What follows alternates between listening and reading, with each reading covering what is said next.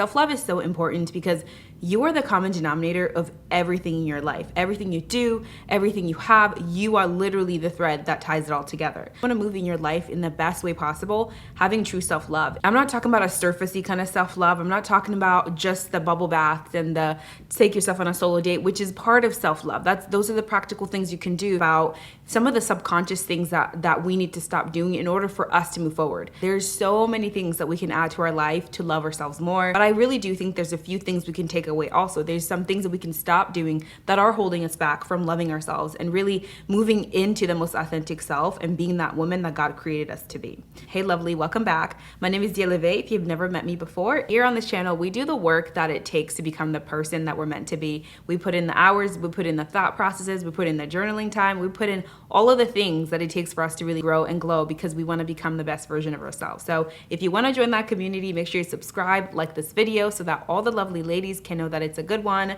and I really appreciate it. Thank you, thank you, thank you. The first thing that you need to stop doing in order for you to love yourself more is to stop talking negatively about yourself and really stop having these negative thoughts about yourself. Our thoughts turn into our reality. The things that we think about turn into the reality because our thoughts lead us to take actions. Our thoughts lead to emotions. What we think about, we feel, and then we do something. So if you have negative thoughts about yourself, if all of the thoughts you have, all of the talk, the sentences that are happening in your head are, I'm ugly, I'm not good enough, I don't know what I'm doing, this is not for me, I can never have that, I can never trust again, I can never do this, I'm too weak. Like if those are the words, the sentences, if that's the dialogue that's happening in your head all of the time, none of that is love. None of that is kind. None of that is patient. Love is patient, love is kind. It does not hate, it does not envy. We always think that, okay, we should only show people this kind of love. What about ourselves? If the Bible says love is patient, love is kind, it does not envy, it does not boast, that's the kind of love that we need to show ourselves. Are you patient? Are you kind with yourself?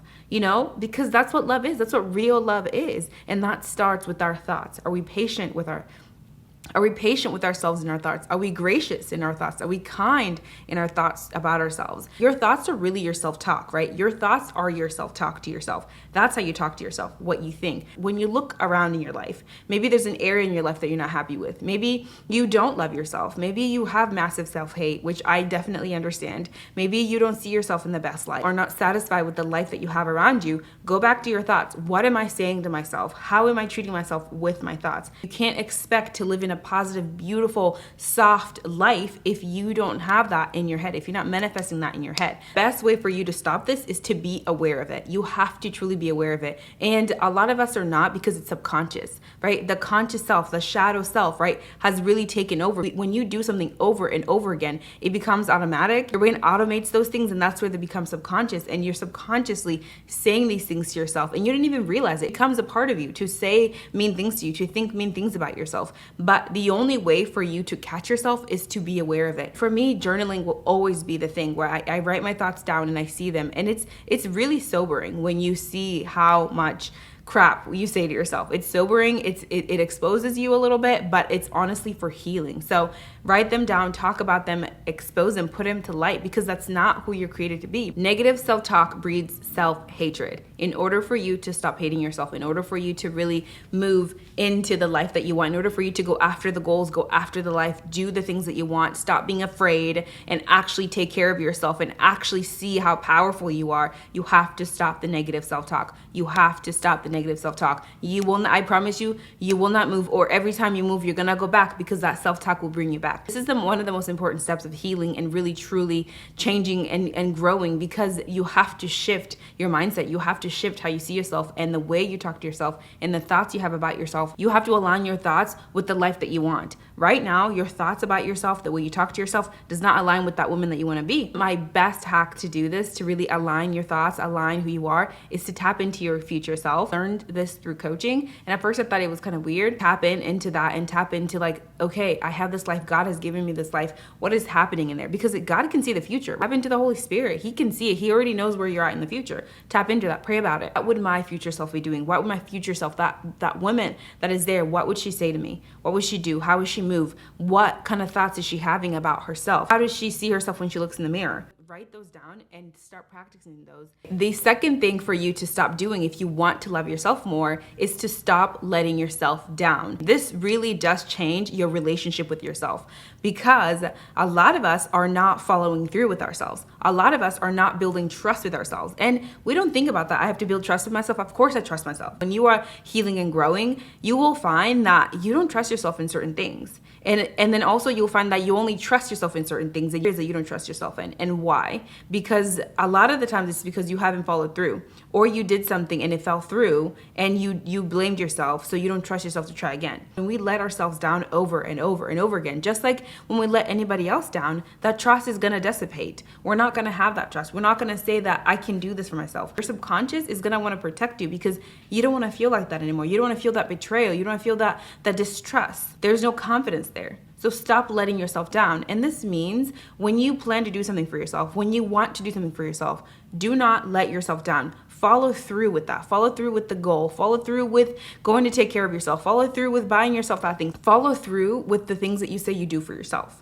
Because this builds self-trust. It's just like with any other relationships. If you told your friend you're going to show up for them, you're going to be there for them, and you're not there, there's no trust there. You're going to lose their trust. You're going to lose their confidence. And we talk about, how do I get self-confidence? Self-confidence comes from following through with yourself. Because when you follow through, you're going to have confidence that I will come back and follow through with myself. You're going to carry yourself differently. The way you walk, the way you talk, the way you show up in rooms, you're going to carry yourself differently because you trust you. You trust what you are about because you follow through with yourself. When you say, I'm going to start my healing journey and actually start healing and actually doing the things, you're going to feel better. You're going to have more confidence because you are doing the things that you said you would do. Right now, you feel like you don't have self-trust. You don't trust yourself because you don't follow through for yourself. The best place to start is actually going back and seeing the places that you have followed through in the past. There's so many different examples of following through for yourself. One I can give you for me, I followed through when I said I want to go to college for 4 years. I went to college for 3.5 years. I followed through. I said that I'm going to make sure that I am healthy. I'm going to take care of my body. I'm going to lose the weight. I'm starting to lose the weight. I'm following through. I said I'm going to stay at this job for a certain amount of time so I can make a certain amount of money so I can save up. I'm going to follow through. You have to be able to follow through. You have to honor your word, honor what you committed yourself to for yourself, because you want to build that self-trust. You want to build that self-confidence in you. The third thing to stop doing so you can love yourself better is to stop lying to yourself. Stop living in delusion, stop living in denial, and really tell yourself the truth about the situation. Be completely honest with you, because the truth will set you free. Lying to yourself is not going to help you. Lying to yourself is actually keeping you where you're at. Lying is about manipulating the current reality. We don't want to be in this current reality. We want to be in a better future reality. So we're not going to lie. We're going to tell the truth. We're going to expose the things that are not good for us. We lie to ourselves because we don't trust ourselves.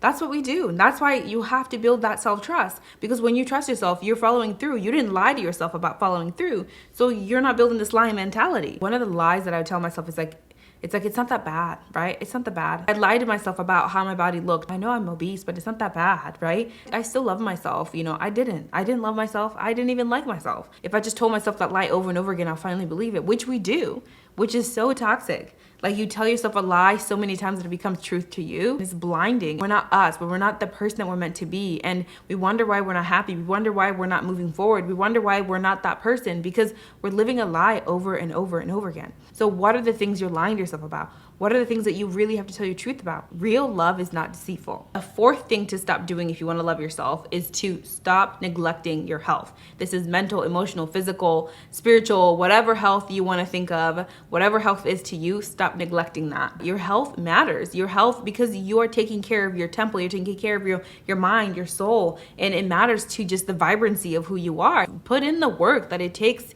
to love you, right? Love is action. Love takes real action. And you got to take that real action if you really want to love yourself. If you've been just really in a dark place, you know that the first thing that usually goes is your physical health. Your mental, emotional, and physical health are connected. We're not able to really see ourselves in the right way where we're not healthy. You cannot neglect yourself. And I am in a really good mental place. I want to make sure that I'm adding extra things to take care of myself, so that when I'm not in a good mental place, I have that reinforcement. I have that foundation to pull myself through a little better. Taking care of your health, you're thinking about your future, because when you take care of your health right now, you are loving yourself in the future. You are already setting yourself up for success. And also, you're living longer for your kids, for your family, for your legacy. Like, your health matters, and you are setting your future self up for success right now. Last but not least, the fifth thing to stop doing if you want to love yourself more is to stop saying yes to everything. You gotta stop saying yes to everything. When everything is important, nothing is important. I always say there's a difference between what's important and what's priority. And when you want to love yourself more, you have to be able to prioritize, set boundaries, say no. Say no lovingly, say no respectfully, say no maturely, mindfully. Like, you have to learn how to say no in the most comfortable way for you. If you need to ask ChatGPT how to respectfully say no, how to write no in an email to send to your boss, like, you have to figure out a way to say no so that you don't burn yourself out. You burn yourself out, you're not gonna take care of yourself. When you burn yourself out, you're not in that self-loving space because you're emptying yourself. Think of it like this. You're on this long road trip and you're in this car, right? That's your life. This long road trip is your life, and you're in this car, and your car is you. You are the vessel. You are going through this trip. You're stopping by, you're taking pictures, you're doing all the things. And on this trip, you never want to let your car go on empty, because if you go on empty on this long road trip, you might be in the middle of nowhere and you might be in danger. You might not be able to fill up, and you might use your excess gas and not have enough. You don't want yourself to be on empty. You want to have something so that you're able to pour back in. You're able to get to the next gas station. You're able to get to the next rest stop so that you can refresh. A lot of us, we go completely on empty, and it's so hard to pour back into ourselves. It's so hard to give something back to ourselves. This is such a big thing for me right now, especially when it comes to social situations. I realized that I used to just give everything socially. I used to be such a high extroverted person. I would give everything. Understand that I was extroverted, introverted, and I would only tap into my extroverted side, and I would just be so drained for so long. And I didn't understand that when I would go on empty, it was so hard. I would get so depressed. I would get so anxious. And I didn't get it. And I was like, I just need to see more people. And it's like this vicious cycle, saying yes to things, saying yes to commitments, saying yes to all this stuff. And now, as I'm doing more work, I'm healing, I realize that no, I actually need time for myself, and also with people, because I love people. I have to be able to say no right now so I can say yes later. You have to be able to say no right now so you can say yes later. And a lot of us don't know how to say no right now. You can say yes when you're in a better place. Say yes to what is priority. And I do want to say a caveat here is that there's different seasons for everything. Maybe there's a season where you have to say yes to a lot of things because you are in school, you're starting a new job, you just got into a new relationship. There's so many different situations. What is this boundary that you can set for your life? How can you say no more? What can you do to stop saying yes to the things that are literally not priority?